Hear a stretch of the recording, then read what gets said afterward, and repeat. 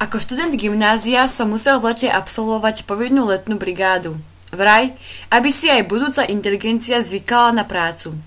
Ako by intelektuálna činnosť prácou nebola. Aby to bola ako tak znesiteľné, vznikli rôzne formy odboja. Od pasívneho odporu zameraného na neustále sa skrývanie v konzervárniach, kde sme mali pracovať, až po nočné popíjanie, utekanie do miestnych pohostinstiev či za dievčatami do vedľajšej ubytovne. Veľmi blahodárne pôsobili tieto povinné prázdninové brigády na študentov Kežmarského gymnázia. Keď sa zrátali škody na ubytovni a keď nám to strihli zo mzdy, nebolo to ani finančne nejako zvlášť zaujímavé.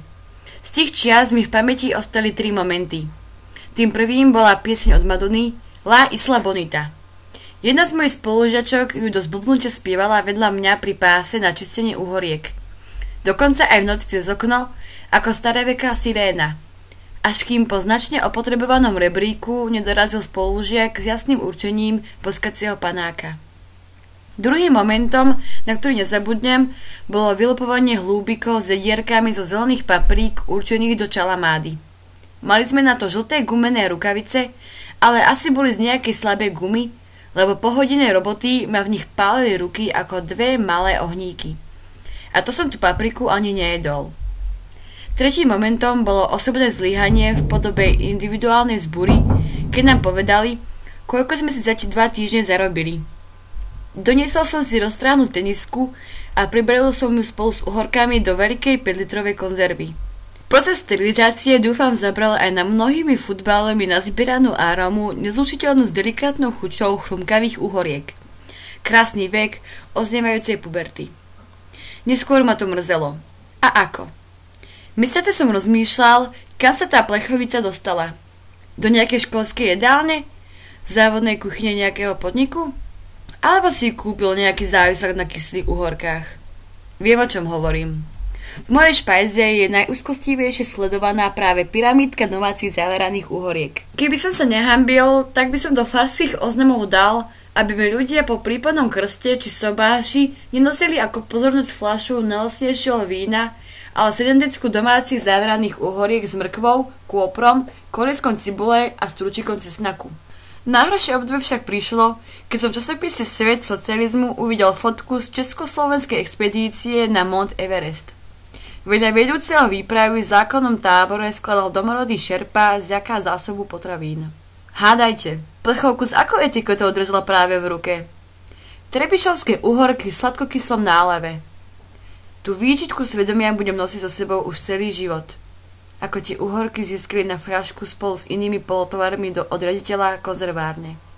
Potom ho naložili na vlak, dopravili do Hamburgu, nalodili, po pár týždňoch vylodili a nákladiakom priviezli do Kathmandu v Nepále.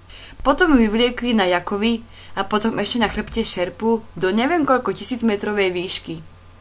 Tam si ju horolezec po vyčerpávajúcom postupe z vrcholu s chuťou otvoril a mohla alebo nemusela tam byť moja teniska. Ak bola, čo sa dá v takej situácii robiť? Hrešiť, preklínať, zúriť. Skopnúť ju aj s plechovkou do hlbín ľadovca k humbu. Alebo sa pomaly posadiť a začať sa rehotať až do silného záchvatu výškového kašľa a ešte trochu dlhšie. Tak dobre vypadla. Posledné 2 výškové tábory ich možno držala pri živote iba predstava toho prvého hryzu.